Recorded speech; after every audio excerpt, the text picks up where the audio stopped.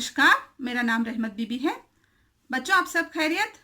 मैं आपका एक और पाठ लेकर आज आपके सामने हाजिर हो गई हूँ। आज का पाठ है तू क्यों बैठ गया है पथ पर। तो एक बार उनका कवि परिचय देखेंगे। कवि हरिवंश राय बच्चन जी है। छायावादोत्तर वैयक्तिक यथार्थोन्मुख प्रणयपर काव्यधारा में हालावाद के प्रवर्तकों तथा उन्नायकों में डॉक्टर हरिवंश राय बच्चन का शीर्ष स्थान है।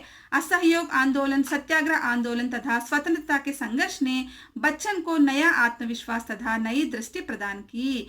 बच्चन का जन्म 27 नवंबर सन 1907 को इलाहाबाद के चक मोहल्ले में एक निम्न मध्यवर्गीय कायस्थ परिवार में हुआ। उनके पिता का नाम प्रताप नारायण राय था, जो पायनियर अंग्रेजी दैनिक समाचार पत्र के कार्यालय में कर्मचारी थे। आरंभ में उन्हें हिंदी और उर्दू की शिक्षा उनकी माता सरस्वती द्वारा प्राप्त हुई। बच्चन ने सन 1925 में कायस्थ पाठशाला इलाहाबाद से हाई स्कूल तथा 1927 में इंटर परीक्षा उत्तीर्ण की। सन 1929 में प्रयाग विश्वविद्यालय से बीए तथा इसके पश्चात अंग्रेजी में एमए की परीक्षा उत्तीर्ण की।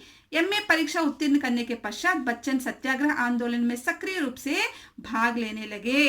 उन्होंने नमक बनाने और चरखा चलाने के अतिरिक्त गांव में जन जागरण के लिए व्याख्यान दिए। उनकी रचनाएं देखिए, मधुशाला, मधुबाला, मधुकलश, निशा निमंत्रण आदि उनकी रचनाएं हैं। बच्चन का काव्य बहुमुखी अनुभूतियों का दर्पण है। उनके काव्य में तथा सांस्कृतिक चेतना के स्वर निहित है। बच्चन की लोकप्रियता का आधार मधुशाला काव्य है। उसमें केवल हाला के लिए तड़प न होकर क्रांति का स्वर, विद्रोह की भावना, परंपरा का विरोध, जातिवाद का खंडन तथा समन्वयात्मक भावनाओं का प्रतिपादन भी है। उनके बच्चन जी के परिवार के बारे में देखिए। सन 1940 में बच्चन ने तेजी जी से विवाह किया।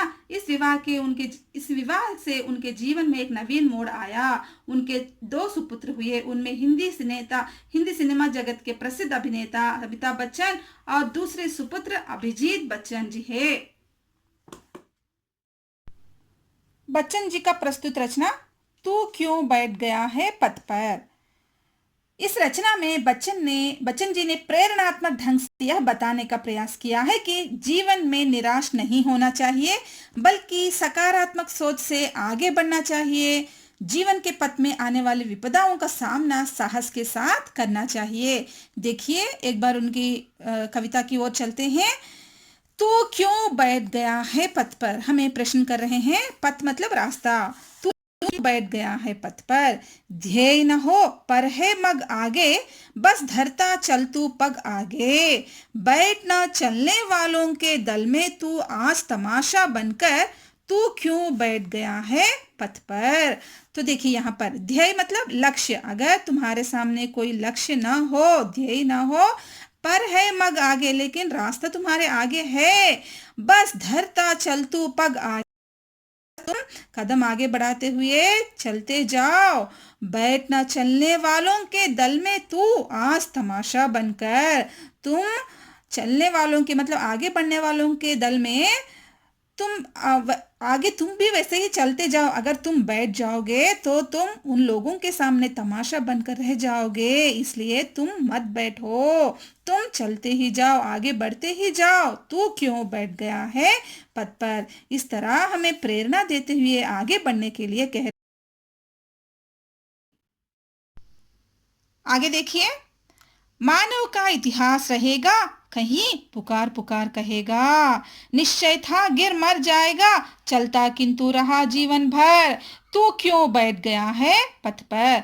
तो देखिए, अगर तुम आगे बढ़ते ही जाओगे, तुम कहीं बिना रुके तुम आगे बढ़ते ही जाओगे, जब तक इतिहास रहेगा तुम्हारा नाम लोग पुकार पुकार कर कहेंगे, तुम्हें याद करेंगे।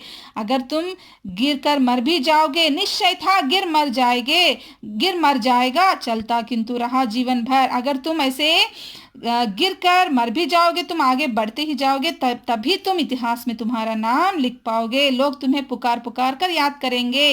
इसलिए तू क्यों बैठ गया है पथ पर, हमें प्रश्न कर रहे हैं बच्चन जी। तुम आगे ही बढ़ते ही जाओ, क्यों बैठ गए हो पथ पर।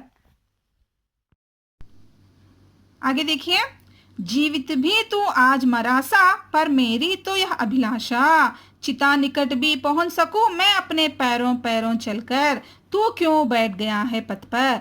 तो देखिए, अगर तुम कहीं रुक गए, आगे नहीं बढ़े, तो तुम जीवित रहने पर भी तुम मरे हुए जैसे मरे हुए मनुष्य के समान हो, तुम्हारा कुछ भी मूल्य नहीं है, इसलिए तुम आगे बढ़ते ही जाओ। पर मेरी तो यह अभिलाषा, बच्चन जी की अभिलाषा है, बच्चन जी की इच्छा है कि चिता निकट भी पहुंच सकूं मैं अपने पैरों पैरों चलकर।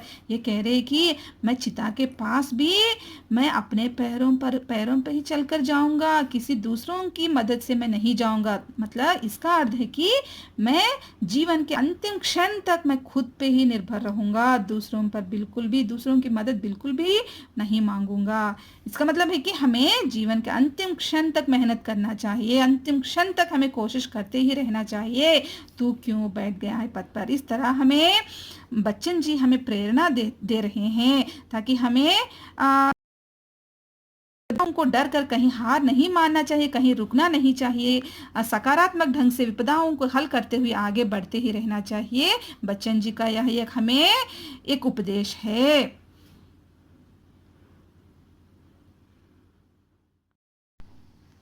ये रहा आज आपका पाठ। आगे हम हिंदी साहित्य के इतिहास के बारे में भी पढ़ेंगे, वो वीडियोस भी बना रही हूँ अभी। आपको आगे आगे और भी वीडियोस आएंगे इतिहास के बारे में और दूसरे बाकी पाठ के बारे में भी। दोस्तों, आपको ये वीडियो पसंद आया तो आपके दोस्तों को शेयर कीजिए, लाइक कीजिए और सब्सक्राइब कीजिए।